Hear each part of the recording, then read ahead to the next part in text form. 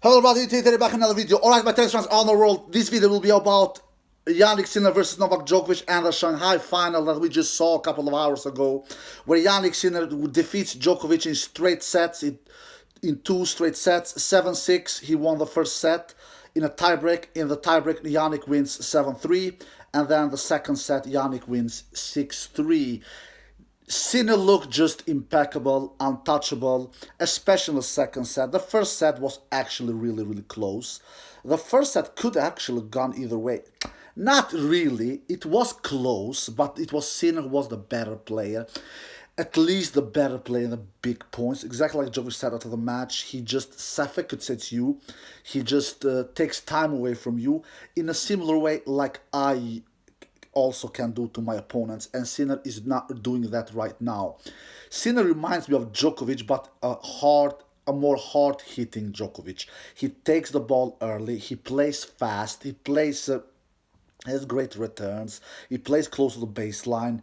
He just reminds me about a younger version of Novak Djokovic, because Djokovic is 37 years old, like we all know. He's not young anymore, at least not in tennis terms. He's young in a normal life, but not in a tennis court, on a tennis court. So that's what Sinner reminds me, but a more hard-hitting player. Djokovic doesn't hit the ball as hard as Sinner. Who does? Not only Djokovic, nobody does it. So when Sinner hits the ball, he really hits that ball really hard. He just crushes the ball. Not every time. He chooses his moments where he does. But if you don't have depth against Sinner, you are just toast. If you play short, you are toast. And I was watching the match. I'm going to talk about this Shanghai match, but I was watching the match between Sinner and Alcaraz a couple of weeks ago in Beijing. I actually predicted that final to be won by Alcaraz. You maybe will think now, but you never did a video about that. No, I didn't do a video about that because I didn't have time. But before the match, I was talking with some of my friends, and I said that Alcaraz will defeat Sinner. And the reason why I thought that is because Alcaraz seemed to have Sinner's number. Sinner has lost 6 matches this year, and 50% of those matches that he has lost has been against Alcaraz. 3 matches Sinner has lost this year against same opponent. He lost against Alcaraz in Miami, no, in Indian Wells. I'm sorry, in the semifinal. Then he lost against Alcaraz in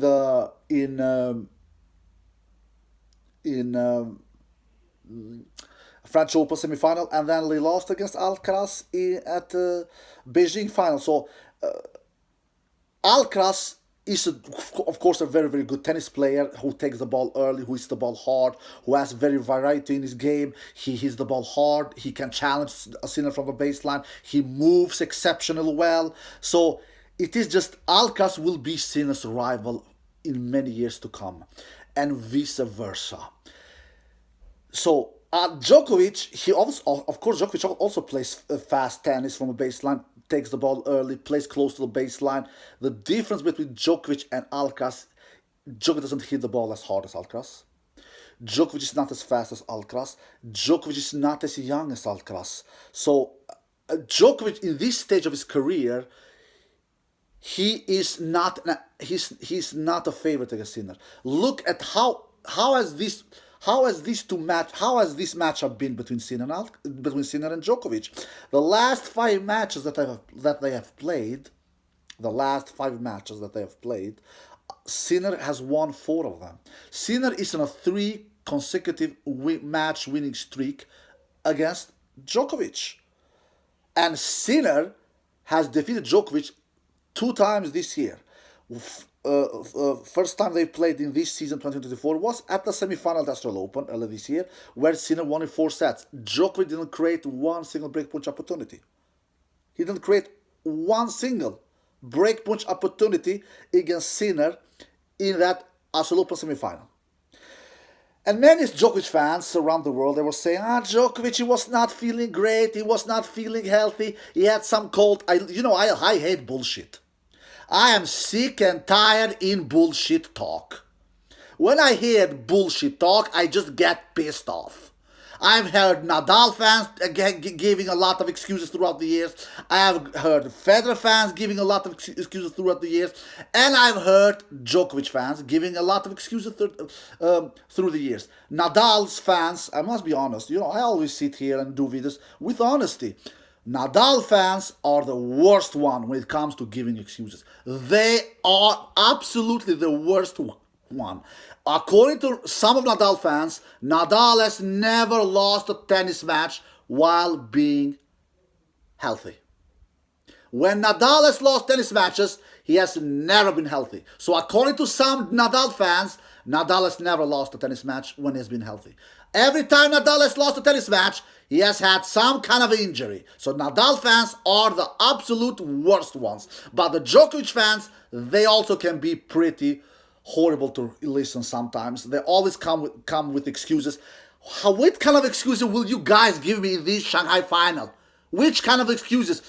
Djokovic didn't create one single breakage point opportunity against Sinner 8, 9, 10 months ago in that Australian Open semi-final. 8, 9 months fast forward, in this Shanghai final, Djokovic didn't create one single breaking point opportunity in this Shanghai final as well. So what are you guys what can you guys give me for excuse now? What? Maybe Djokovic didn't wake up on the right side before he went on to play this match against Sinner. Maybe Djokovic didn't hug his wife or whatever you guys will come up with now. In 6 sets in this year that Djokovic has faced Jannik Sinner, 4 sets at Australian Open, 2 sets here at Shanghai, that is 6 sets. Djokovic has not created one single break point opportunity. Stop with these excuses. Sinner has defeated Novak Djokovic fair and square in his 2 victories that Sinner has won over Djokovic in this year, 2024. Anyway, Djokovic lost this one. The first set was pretty close. Djokovic won one more point in that first set than Sinner. I believe Djokovic won 37 points in that first set. Sinner won 36 points. Doesn't matter. When the chips were down, in the pressure points, Sinner was excelling there. Sinner was playing better than Djokovic and won that first set tiebreak 7-3. Sinner has improved tremendously. What did I say before the final? I said Djokovic's chance is to serve big, to win a lot of points when his first serve, like he did last time Djokovic won against Sinner in that ATP2 finals in Turin, where he completely outserved Sinner where Djokovic was untouchable on serve. Djokovic needed to come out with that kind of performance. He didn't do that. He was not even close to that kind of performance. The first set, Djokovic gave Sinner a run for his money. I need to give Djokovic a lot of credit. I really need to do it because he did a tremendously good job in that first set. But Djokovic is not returning as good as before. All right? Yeah, Sinner has improved his serve tremendously. But if I could say one weakness from Sinner, maybe 2, but especially 1, he doesn't land a lot of first serve Sinner. Sinner rarely lands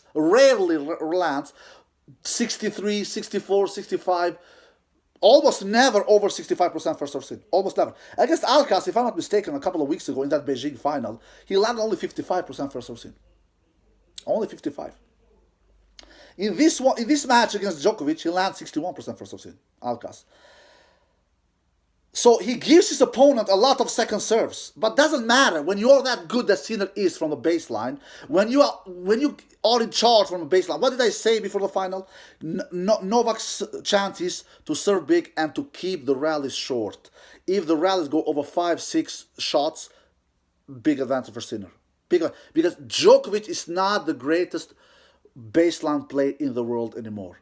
Absolutely not. Sinner is the best baseline player in the world. And majority of tennis matches, you win from the baseline. You don't win it on the net. You don't win it. You don't win it because you have served huge. You don't win it because you have returned huge. Those things helps. Don't misunderstand me whatsoever. They really help if you serve big, if you return big. But if you are a crap from baseline, it doesn't matter. Just ask Isner, Karlovic, Query, Kevin Anderson, you name it, baby. All those guys are big servers, but they were not superior from the baseline. Tennis matches, you win tennis matches from the baseline. Djokovic is not as good from the baseline as he used to be. He can still handle a lot of other plays. Why do you think Medvedev is not as good as before? For God's sake, Medvedev has not won a title in one year and a half now. Last time Medvedev won a tennis tournament was in Rome last year, 2023. Why is Medvedev not as good as before? He has become weaker from the baseline, and also because he has also because he's not serving as good as before. So serve obviously helps, but serve doesn't help if you're not good, if you're not solid, if you're not sharp, if you're not fast from a baseline. Djokovic is not as great from the baseline as before, and that's why he lost his final.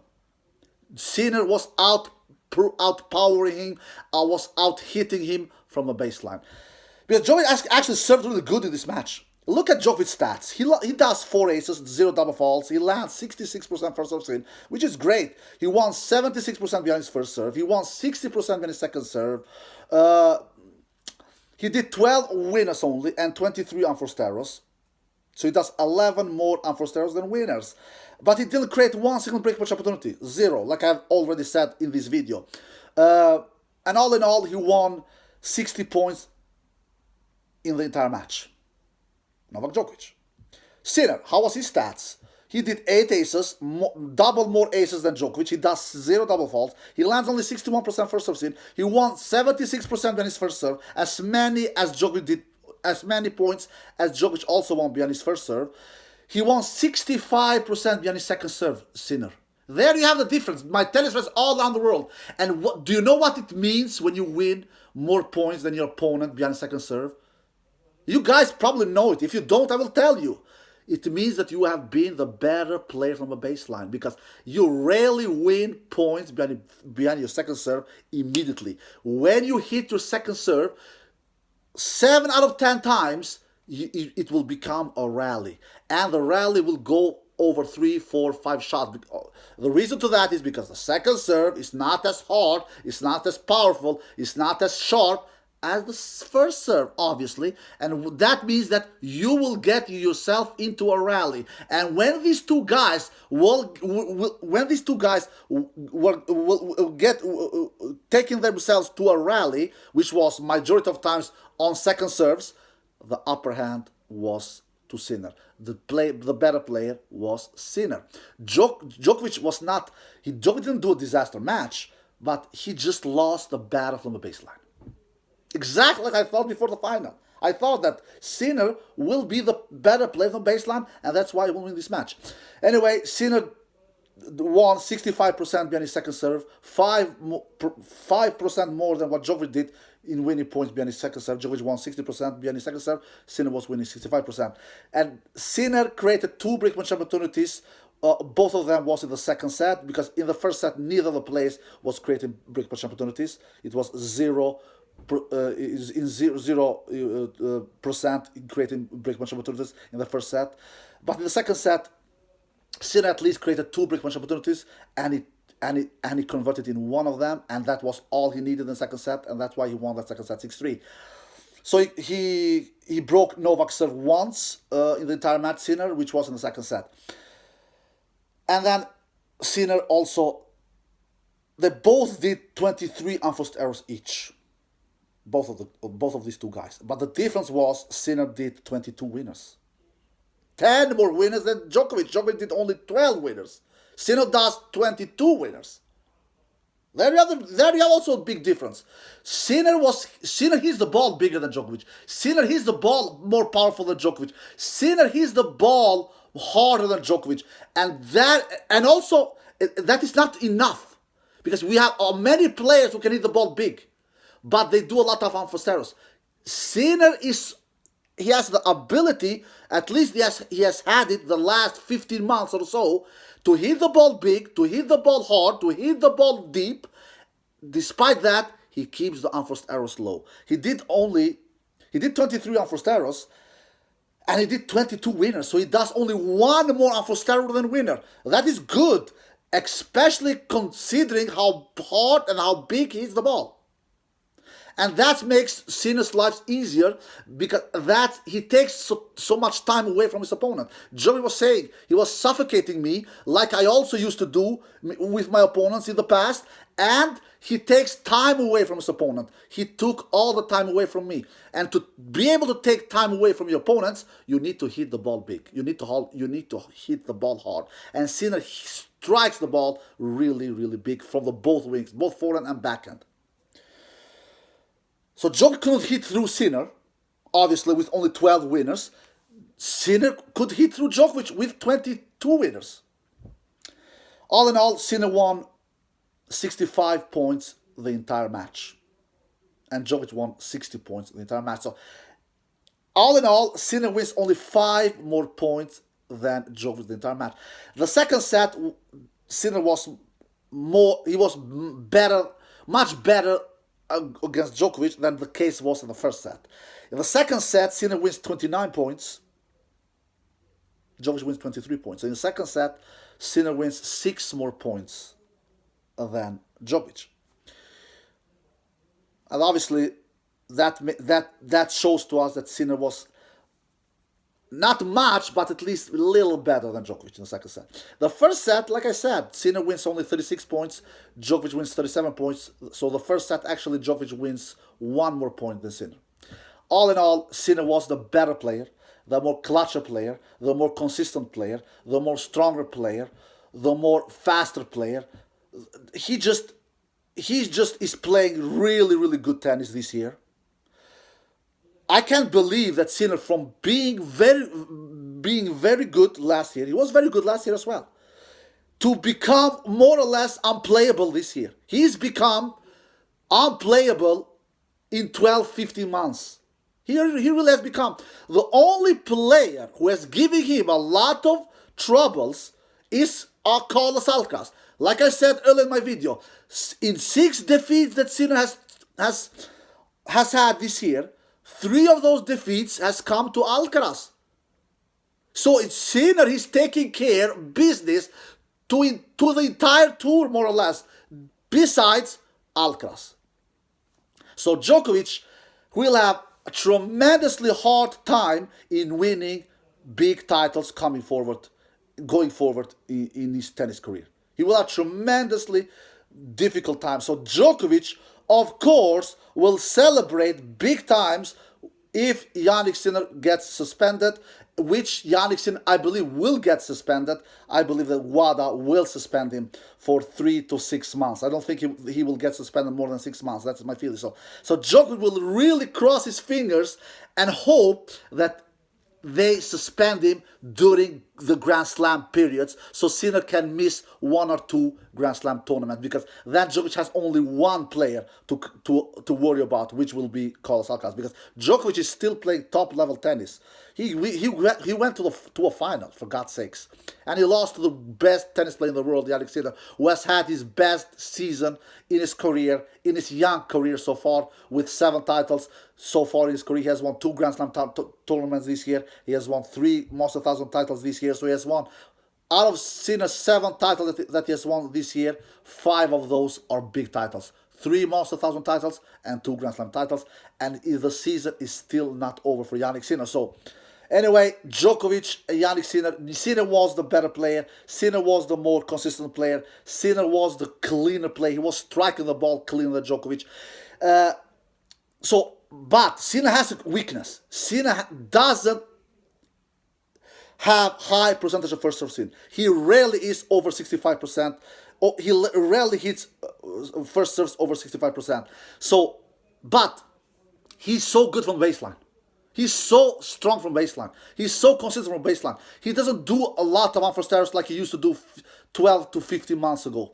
And that is the biggest improvement that I've seen with Sinner. Also, he's taking care of business when he serves. He doesn't land a lot of first serves in, but when he hits his first serve, even if it is under 60%, which it is many times in his matches, and around 60%, 61%, like it was the case in this match against Djokovic, he landed only 61% against Djokovic. But when he hits his first serve, he wins 8 out of 10 points. He really wins high percentage of first serves. Why? Because he takes care of business on the third shot. And you know, guys, what the third shot is. When you land the first serve and the player returns, and on the third shot, Sinner takes care of business. So Sinner was the better player, and won this match very, very deservedly.